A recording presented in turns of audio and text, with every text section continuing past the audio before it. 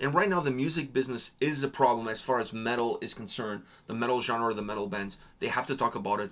They have to find a solution with the labels, with the venues. I don't know what the solution will be, but the big bands need to lead the charge.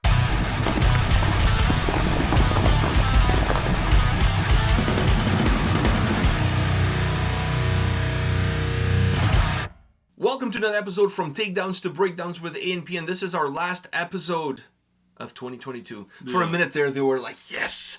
Fuck, finally these guys are quitting with this stupid show that nobody watches. Well, you are watching it, so unless you're a nobody, then it doesn't count. That's true.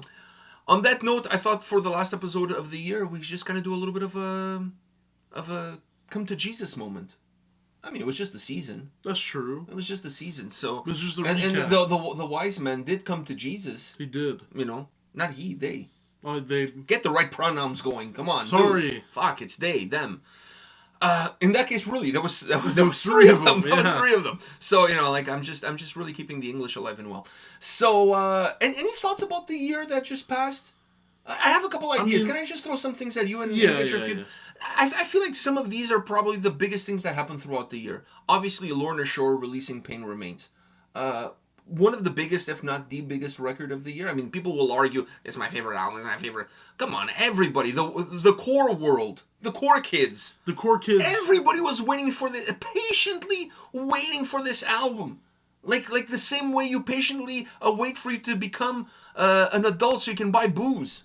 You know what I mean? So, that record, considering how much hype that was around it, did it deliver? It did. I agree. In my opinion, that record did deliver on the hype from the EP. Definitely. This was also a year that, as we talked before in a previous video, some big, massive bands released some duds. Are we seeing a change of guard as far as big bands kind of just releasing something for the sake of releasing something and going on the road, and smaller bands putting out much better material? Is this what's the trend that we're going to see going forward? What do you think? I hope not. I hope those big bands, can make a comeback somewhat. But yeah. Are they too big to fail? Some of them are. Some of them are. Like that last Amon Amarth one wasn't that good. Behemoth. All of those that we talked about. Yeah, all those ones that we talked about weren't good, but yet you'll see people gobbling up those songs. We went to a Amon Amarth show. Yeah, but you'll see the people... The day after we recorded that video, we went to the Amon Amarth show. But you'll see people gobble up those songs, but those songs are still, they're not the best. Some bands are too big to fail, and I think there's going to be there's Metallica, a little bit, which also happened this year. Yeah, that's a big... By the way, I know a dude that bought the VIP package for the Edmonton show. Which one, though? Which VIP package? The 7th... the... Yeah, But listen, this guy's flying from Newfoundland to Edmonton. Damn, he's flying, he's paying for a hotel, and then he's paying for the VIP package. Wouldn't it be cheaper to get one for, like, Montreal? Montreal would have been a closer distance. Yeah, technically. Yeah. Why Edmonton? You could have hitchhiked to Montreal, technically. So, anyhow, he posted. And I'm, like, thinking, I don't know if this is something you want to tell people about. Yeah, I know. I don't think this is the flex that you think it is, but, well, the dude has money. Definitely. The dude has money. So, that's a lot of money, though.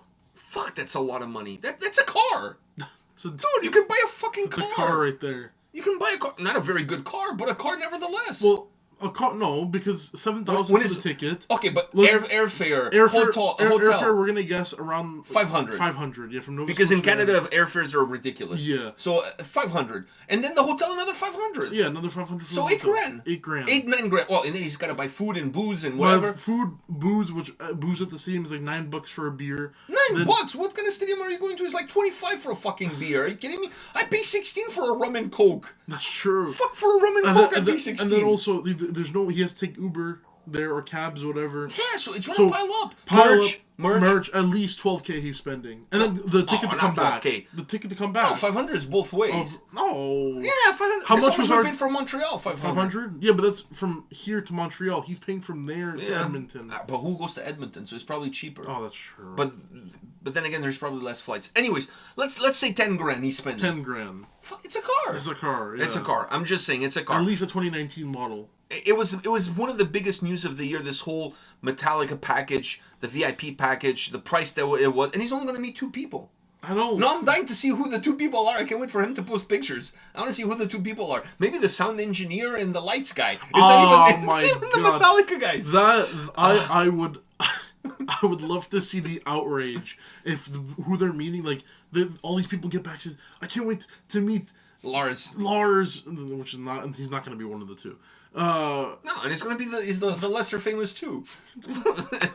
and we all know who they are. And we all know who they are. We don't have to name names. We all know. And then it's like Lars' babysitter when he was 3.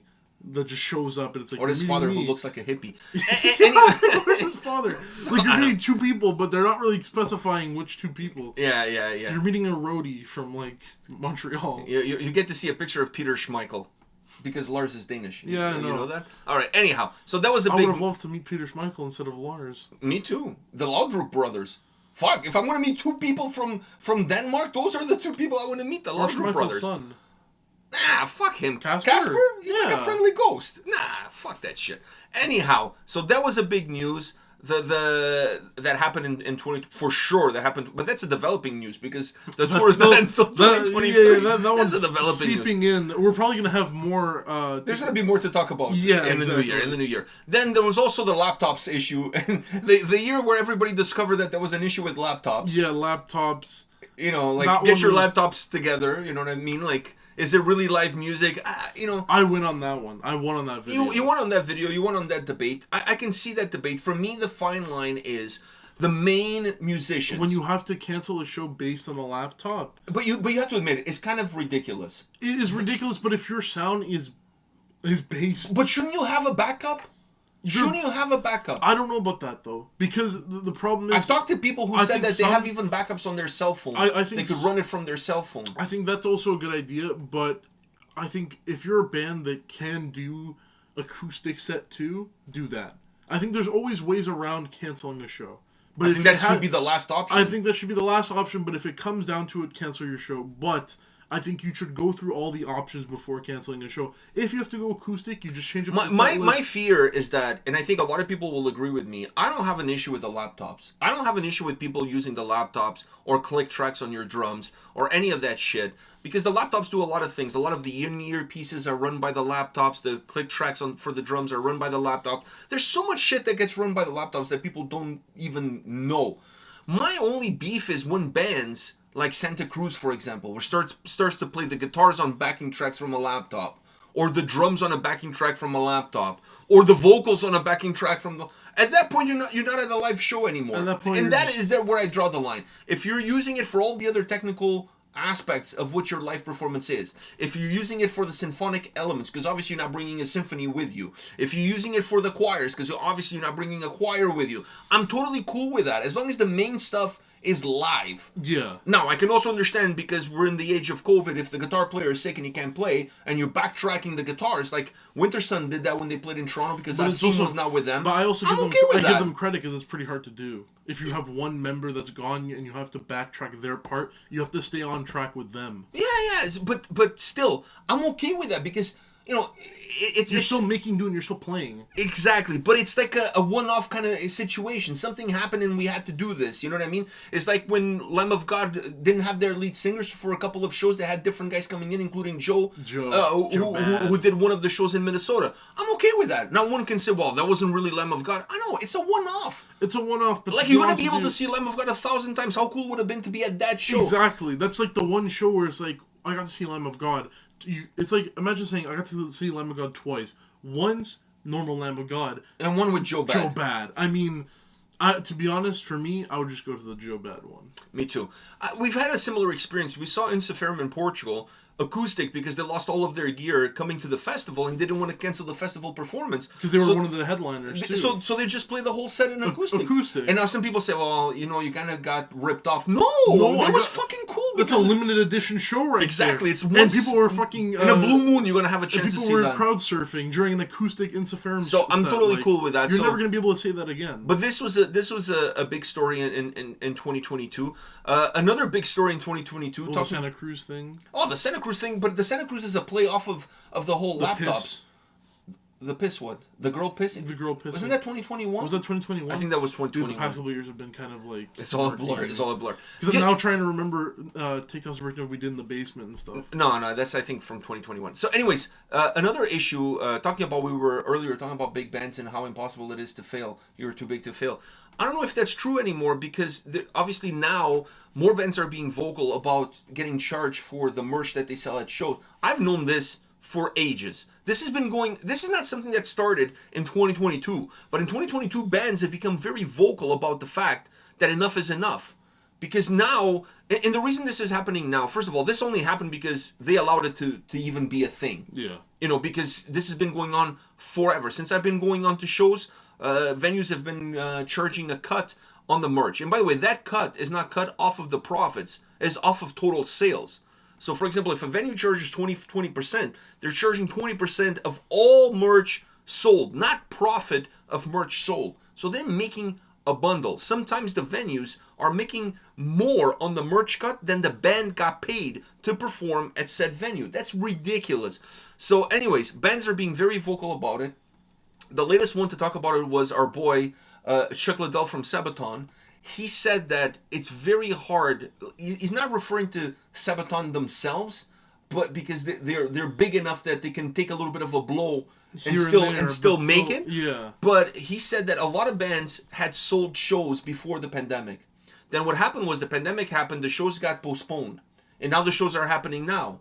But the cost of running a tour now is not the same cost of running a tour in 2019 and 2018. And those tickets were sold based on what the cost was in 2018 and 2019. So now guess what? These bands have to go on the road and fulfill the commitment of doing those shows because they sold them before the pandemic. And now the cost of gasoline, the cost of merch, the cost of everything has gone so far up that they're losing money just to fulfill the agreement of doing that tour. That's crazy. No. You're going on tour knowing that you're going to lose money. Yeah, before you even play one single song, we're losing money. Because we got paid for the tour already, right? But now the cost is like double or triple what it was then. And what they're making on merch is not even enough to cover, to break even. Anything, yeah. To break even. There's a band from Georgia. They went on an European tour, which if you're a small band, don't, because that's another thing that people don't know. A lot of opening bands on tours buy into the tour. They pay the headliner and the promotion to be on that tour. They're paying to play, right? So there's a band from Georgia, I can't remember their name. They did something like that. They tour in Europe and now they're 30 grand in the hole. And they have a GoFundMe page. I see almost weekly bands with GoFundMe pages to recoup the money lost on tour A or on tour B or whatever. Do your math before going on the road. It's becoming more and more difficult for bands to survive on the road considering all of the dynamics. For me, there's only a certain amount I'm willing to lose for the publicity. You know, like, obviously some bands are willing to lose money just to get their names out there, to get their heads out there and all that stuff. I think that's a losing proposition. I think it's losing, but I think there's a small amount I would be willing to lose based on publicity itself. But even in that, like, it's like, but the dynamics need to change, because if a guy like 𝗙𝗥𝗢𝗠 from Sabaton, and many have complained about the merch cuts, but that's not the only issue. That issue is just compounded by the fact that now the tour buses, the rental of the buses costs more. The rental, the paying for the drivers costs more. There's less crew people because a lot of people got other jobs during the pandemic, so now there's not as many people. So the ones that are available are asking for more. The venues are asking for more. The percentage cut on the merch is becoming more. You know, in Italy, it's 50%. Can you fucking believe that? Venues in Italy charge 50%. So everything is just compounding. And what 𝗙𝗥𝗢𝗠 is saying is that pretty soon it's not gonna be worth the tour. It's not worth touring.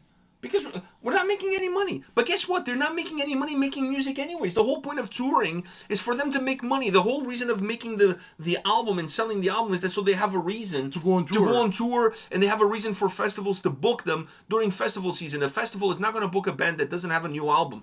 So it's becoming extremely difficult for this music business, this genre that we love, that it's heavy metal, to survive. Because the ecosystem behind it is rotten to the core. is rotten to the core, because up until now, bands were making money on the road. That's how they survive. That's how they made their living. And now it's becoming extremely difficult to do that. If you're not making money touring and you have to stop touring because of it, then why are you even making music at that point? Because the only people making money is the labels. That's it. In the streaming services. So I don't know, man. It's bleak. It's bleak. I talked to Daniel Johnson, our friend Daniel Johnson, on the channel, and he said that bands may have to start saying that if the venue charges merch cuts, we're not going to play there. But you need to be a big band in order to pull that off. Which 𝗙𝗥𝗢𝗠 is. Yeah, but it's hard, dude, because if every venue holds on to that, no, we want our merch cut, where the fuck are you going to play? Where are you going to play? But that's what I'm saying. Unless they start selling merch outside the venue.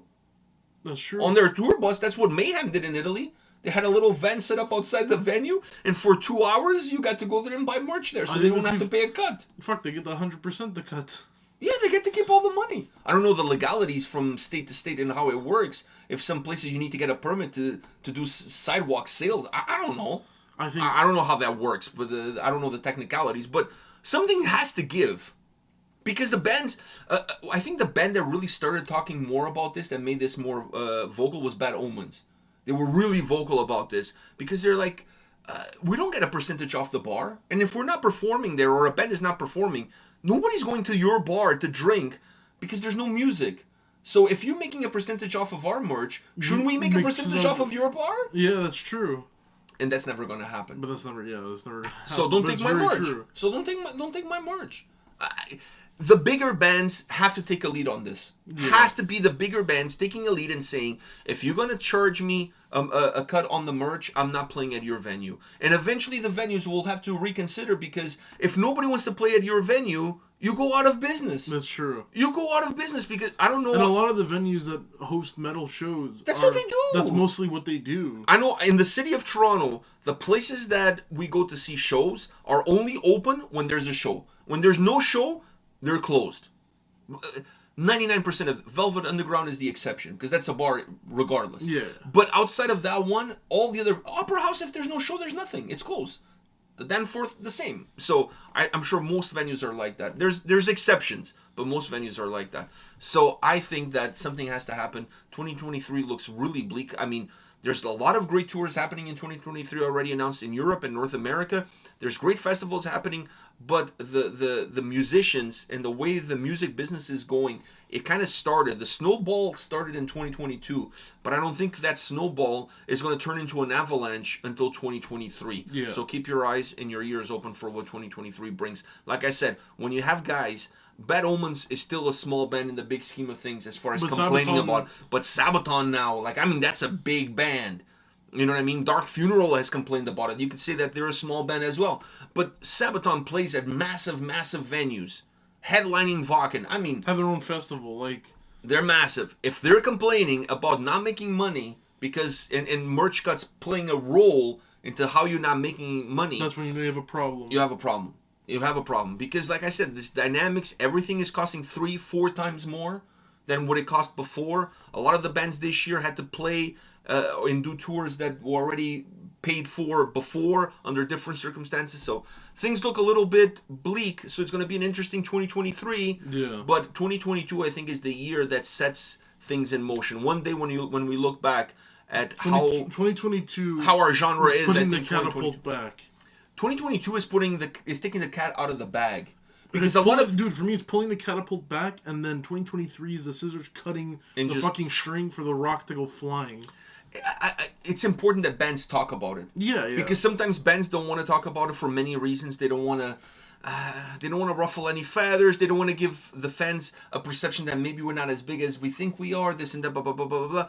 Listen, you're not going to fix the problem unless you talk about the problem. It's like if you have a drinking problem, you can only solve that problem by admitting that you do have a drinking problem. And right now, the music business is a problem as far as metal is concerned. The metal genre, the metal bands, they have to talk about it. They have to find a solution with the labels, with the venues. I don't know what the solution will be, but the big bands need to lead the charge. Definitely. I don't know how many of them are willing to lead the charge because they're comfortable I'm sure Metallica doesn't care if they pay a percentage off the merch. They're making a boatload anyway. 7,000 on the fucking VIP. So I think those bigger the bands... venue gets at least 20% of that 7,000. I think those big bands have a responsibility, not just to the small bands. They have a responsibility to the ecosystem that they belong to. Yeah. In order to do something. Set an example. You are at a point where you cannot fail. Nobody can touch you. Use the power. With great power comes great responsibility. Use the power and do something. Use the force and do something to benefit everybody beneath you. Because at one point in time, you were one of those bands beneath somebody else. So I think that's what we have to look forward to 2023. All right. Fun video. Fun video. All right. We'll see you all in the new year. See ya.